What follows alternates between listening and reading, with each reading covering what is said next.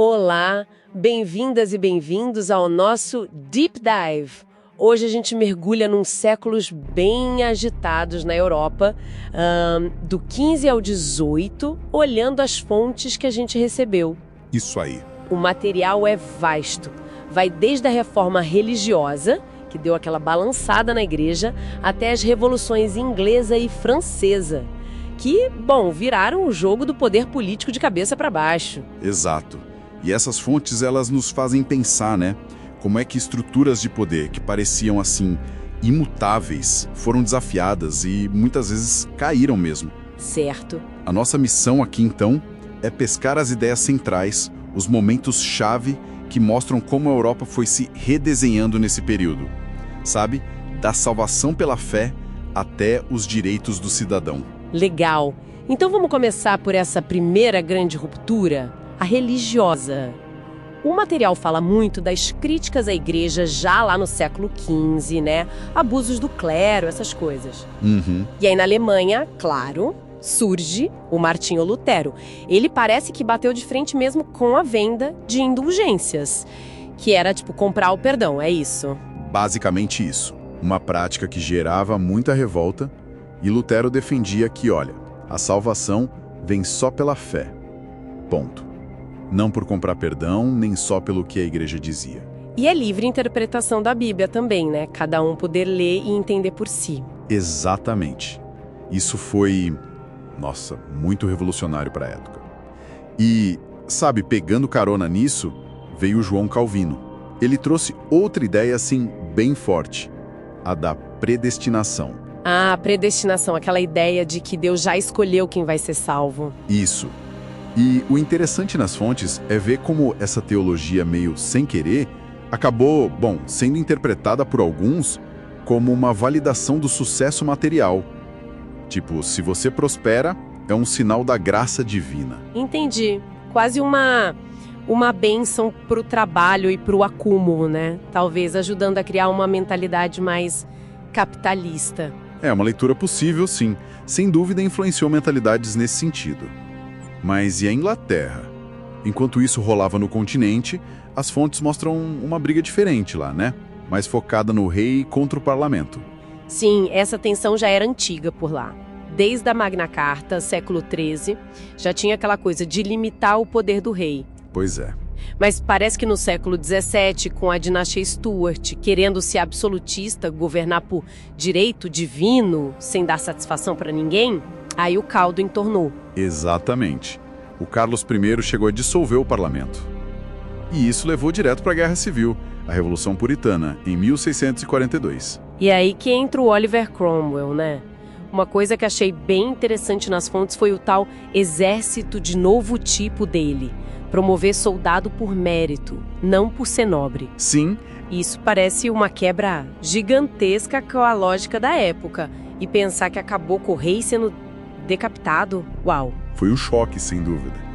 Uma ruptura radical. Mas a República do Cromwell, ela não se sustentou muito tempo. Virou meio que uma ditadura dele. Ah, é verdade. Depois os Stuart voltaram, tentaram o absolutismo de novo, e aí veio a segunda rodada. A Revolução Gloriosa, em 1688.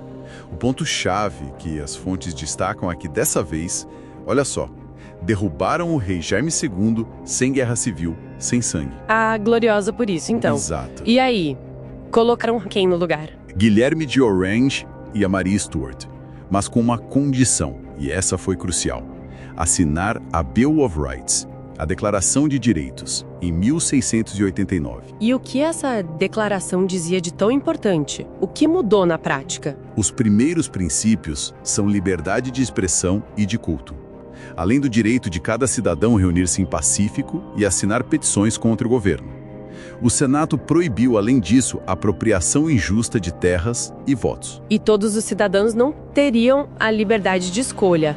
E eles tiveram impedido de colocar em leis que desviassem as questões com o resultado do voto? Sem dúvida.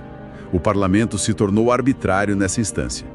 As terras privadas dos nobres já poderiam ser confiscadas ou aquele que tinha alguma empresa poderia perder a sua empresa. E se, por exemplo, eles fizerem algo de errado, O que o cidadão teria da época? Toda a discussão era resolvida pelos próprios senadores daquela pessoa.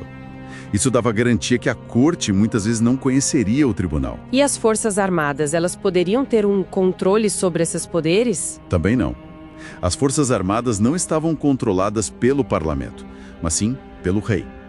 Isso, por um lado, afastava o perigo das violências armadas contra o parlamento, mas, por outro lado, tornava impossível o uso das Forças Armadas para questionamento dos cargos. E o sistema de julgamento da época? Ao que parece, o julgamento era todo feito pelo rei. Ele distinha os jurados a caso preferido.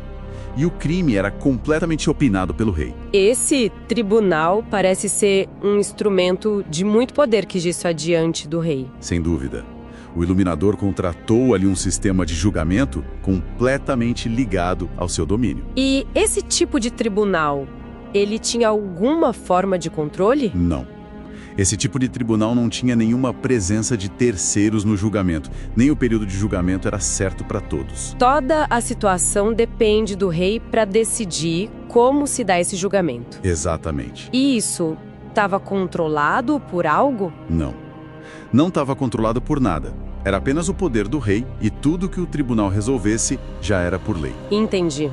Então, eles conseguiram mudar todo um redesenho de poder, colocando o parlamento como o máximo e todos com o seu poder controlado diante deles e eles definidos em todos os passos. É isso? Exatamente.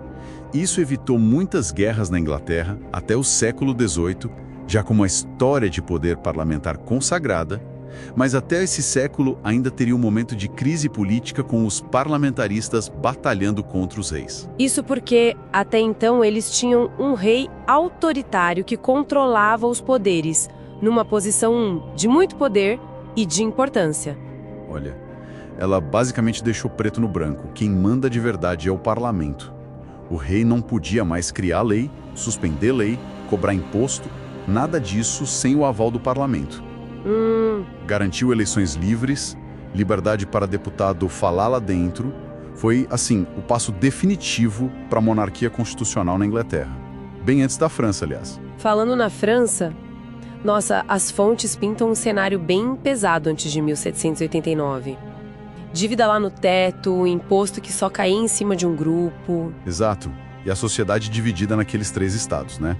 Clero e nobreza cheios de privilégios, isentos de um monte de imposto, e o terceiro estado, que era, sei lá, 98% da população. Pois é, burguesia, trabalhador urbano, os famosos sans-culottes, né, por causa das calças compridas diferentes da nobreza. Isso, pessoal comum. E os camponeses, todo mundo pagando a conta. Era o tal do antigo regime. Essa combinação de rei absoluto e sociedade de privilégios. E a faísca, como as fontes mostram, foi chamar os Estados Gerais em 1789, depois de quase 200 anos sem reunir. E aí deu ruim, né? Porque o voto era por estado e não por cabeça. Clero e nobreza sempre ganhavam. Claro, 2 contra 1. Quando eles se recusaram a mudar isso, o terceiro estado falou chega e se declarou Assembleia Nacional. E pouco depois, a queda da Bastilha, 14 de julho. Aquilo virou o símbolo da revolução contra o poder absoluto do rei. E logo em seguida veio a Declaração dos Direitos do Homem e do Cidadão. Isso tem um som tão atual, né? Liberdade, igualdade perante a lei. Totalmente. É o iluminismo na veia. Foi a base para a ideia de cidadania moderna na França. A monarquia até virou constitucional em 1791, com separação de poderes e tal. Mas não parou por aí, né? A coisa ficou mais radical. A situação era muito tensa, o rei tentou fugir, teve guerra contra a Áustria, Prússia. Em 1792 proclamaram a República. E aí o poder foi caindo na mão dos mais radicais, os jacobinos. E aí que entra o chamado período do terror. As fontes falam muito do Robespierre e da guilhotina funcionando sem parar. Sim, foi um período curto, 1793 a 1794, mas intensíssimo e terrível. O Comitê de Salvação Pública, liderado pelo Robespierre, usou a guilhotina contra milhares de considerados inimigos da Revolução. Incluindo gente que era revolucionária também, né? Como Danton. Exatamente. Mostra um lado sombrio, né? como ideais nobres de liberdade podem, em momentos extremos de concentração de poder e medo, levar a uma violência brutal. É assustador. Muito. E como essa fase acabou? Com ele mesmo na guilhotina. Com ele mesmo. A queda do Robespierre pôs fim ao terror. Depois veio o Diretório, um governo que tentou ser mais moderado, mas era muito instável, cheio de conflitos. E esse ciclo todo de quase uma década só fechou mesmo em 1799, com o golpe do Napoleão Bonaparte e o famoso 18 Brumário. Ele apareceu como general vitorioso, o homem forte que ia botar ordem na casa, sabe? Apoiado pela burguesia, que queria estabilidade, e com o prestígio militar dele. Isso, e aí começa outra história. Então, se a gente olha para tudo isso que a gente conversou, parece que tem um fio condutor, né? O questionamento, a derrubada mesmo da autoridade que se dizia absoluta, seja a igreja com Lutero, Exato. que seja o poder dos reis por direito divino lá na Inglaterra e depois na França. Perfeito. As fontes mostram isso claramente, mas também mostram caminhos bem diferentes para chegar a mudanças profundas.